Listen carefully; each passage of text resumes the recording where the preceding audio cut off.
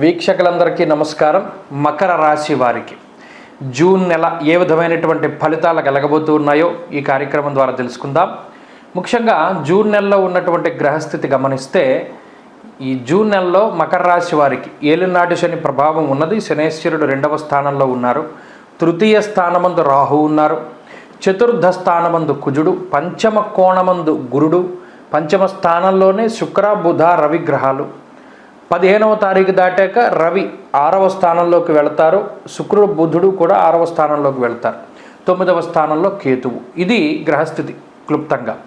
ఇందులో ఏ గ్రహాలు అనుకూలం, ఏ గ్రహాలు ప్రతికూలం జూన్ నెలలో అంటే ఏలినాటి శని ఎలాగో పేడే, అయితే అర్ధాష్టమ కుజుడు అనేటువంటి ఒక ప్రత్యేకమైన దోషం అది ఒకటి వస్తూ ఉన్నది. గత మాసంలో కుజుడు అనుకూలంగా ఉన్నారు. ఈ మాసంలో అర్ధాష్టమ కుజుడుగా అదే కుజుడు ప్రతికూలంగా ఉన్నారు.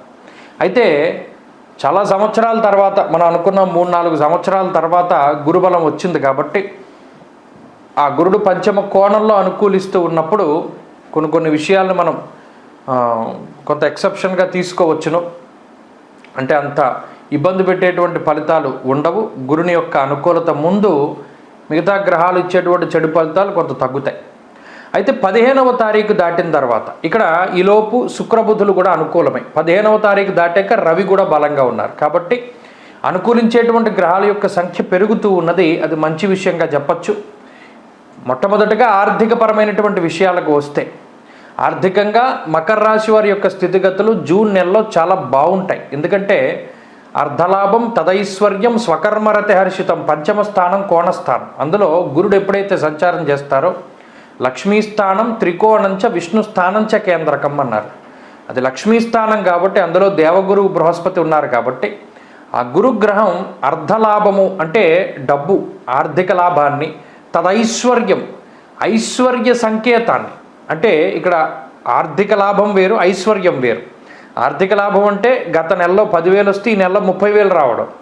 ఐశ్వర్యము అంటే ఒక ఇల్లు కొనుక్కోవడము, ఒక ప్రాపర్టీ కొనుక్కోవడము, వాహనం కొనుక్కోవడము, బంగారం కొనుక్కోవడము, లేదా ఇంట్లో ఏదైనా ఫర్నిచర్ కొనుక్కోవడము, ఒక ఏసీ పెట్టించుకోవడము, ఇలా ఐశ్వర్య సంకేతమైనటువంటి వస్తువుల్ని ఆ చిహ్నాలు కలిగి ఉన్నటువంటి వస్తువుల్ని వాటిని కొనుగోలు చేస్తారు అన్నారు.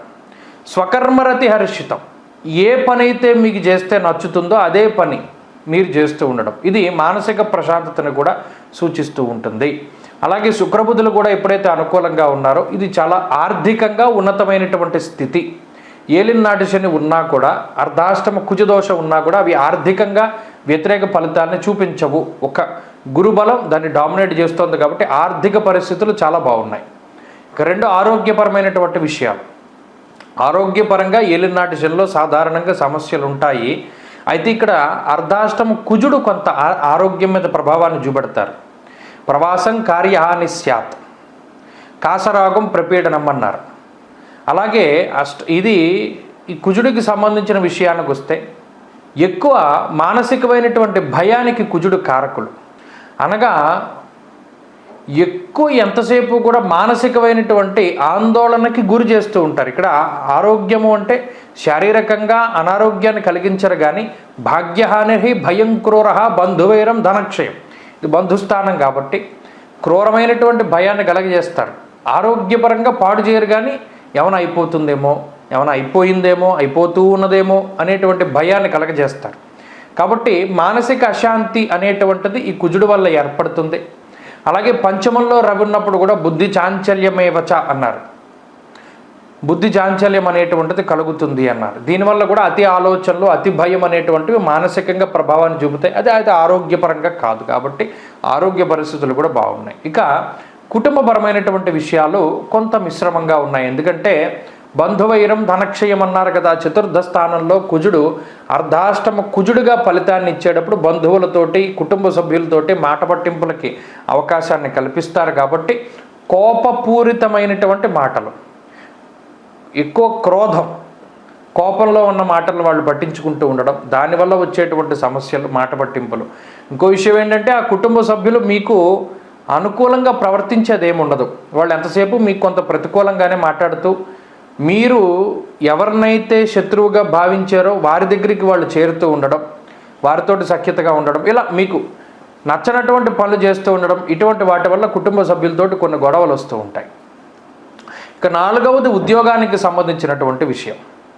ఉద్యోగ పరిస్థితులు మకర రాశి వారికి చాలా అత్యద్భుతంగా ఉన్నాయి. ప్రత్యేకించి ఉద్యోగంలో ఎదుగుదల, ప్రమోషను, మీకు నచ్చినటువంటి చోటుకి ట్రాన్స్ఫరు, పని వేళల్లో కూడా మీకు అనుకూలంగా ఉండడం. ఇప్పటివరకు నైట్ షిఫ్ట్ చేస్తే డే షిఫ్టు, అలాగే మీకు అనుకూలించేటువంటి ఉద్యోగాలు ఇవన్నీ కూడా దొరుకుతూ ఉండడం లాంటి విషయాలన్నీ కూడా ఉద్యోగంలో ఎదుగుదలని, ఆర్థిక లాభాన్ని సూచిస్తూ ఉన్నాయి. ఇక వ్యాపార పరంగా మకర రాశి వారికి చాలా అత్యద్భుతమైన కాలం ఉన్నది. వ్యాపార లాభానికి అవకాశం ఉంటుంది. వ్యాపార పరంగా చాలా అత్యున్నతమైనటువంటి స్థితి. ఇక చదువురులకి, విద్యార్థులకి ఈ గ్రహస్థితి చాలా అత్యద్భుతంగా ఉన్నది. ప్రత్యేకించి చదువుకునేటువంటి వారిలో దూర విద్య, విదేశీ విద్య, పోటీ పరీక్షలు లాంటి అంశాల్లో చాలా మంచి ఫలితాలను సూచిస్తూ ఉన్నది. ఏలినాటి శని ఉన్నా కూడా విద్యార్థులకు మాత్రం మంచి అవకాశాలు వస్తాయి. అలాగే స్త్రీలకు ప్రత్యేకించి ఈ గ్రహస్థితి మానసిక ప్రశాంతతను కలగజేస్తుంది. స్త్రీలలో ఉత్సాహానికి కారణమవుతుంది. ఉద్యోగం, వ్యాపారం చేసేటువంటి స్త్రీలకి ఆర్థిక లాభాన్ని, ఉద్యోగ లాభాన్ని కలగజేస్తుంది. కాబట్టి ఈ గ్రహస్థితి మంచిది. ఇక వ్యవసాయం చేసేటువంటి వారు, భూమిని నమ్ముకొని జీవనాన్ని చేసేటువంటి వారికి ఈ గ్రహస్థితి బాగున్నది. అయితే ఎక్కువ నీళ్లని నమ్ముకుని వ్యవసాయం చేయకూడదు. వర్షాధారితంగా లేనటువంటి పంటలను వేసుకుంటే మంచిది. ఇక మకర రాశి వారు ఈ మాసంలో ఏ విధమైనటువంటి పరిహారాలను పాటించాలి అంటే ఎక్కువ హనుమదారాధన చేయాలి. ఎందుకంటే పంచముఖ ఆంజనేయ స్వామి అటు కుజుడు, శనిచ్చేటువంటి ప్రతికూలతల నుండి కాపాడుతూ ఉంటారు. కాబట్టి ఆంజనేయ అష్టోత్తర శతనామావళి స్తోత్రం కానీ, ఆంజనేయ స్వామి దండకం కానీ, హనుమాన్ చాలీసా కానీ ఇటువంటివి ఏవైనా మనం పారాయణ చేయగలిగితే ఆంజనేయ స్వామికి సంబంధించినటువంటి, అందులోనూ మన్యు సూక్తము అని ఒక సూక్తం ఉంటుంది. ఋగ్వేదాంతర్గతమైనటువంటి సూక్తం అది. ఆ మన్యు సూక్తాన్ని వినడం లేదా పారాయణ చేయడం, మంగళవారం నాడు 14 ఆవృత్తులు మన్యు సూక్త పారాయణ చేయడం లాంటివి చేసినా కూడా మంచి ఫలితాలని పొందగలుగుతూ ఉంటారు. ఎక్కువ ఆంజనేయ స్వామి సింధూరాన్ని ధారణ చెయ్యండి. ఈ గ్రహస్థితి నుండి బయటపడి, అర్ధాష్టమ కుజదోషం నుండి బయటపడి మంచి ఫలితాలను పొందడానికి అవకాశం ఉంటుంది.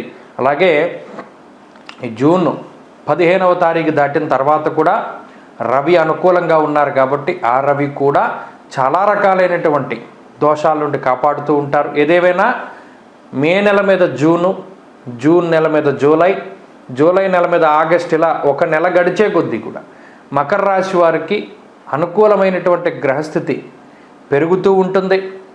ఒక నెల పెరిగే కొద్దీ కూడా వారి యొక్క పరిస్థితులు బాగుంటాయి. స్వస్తి.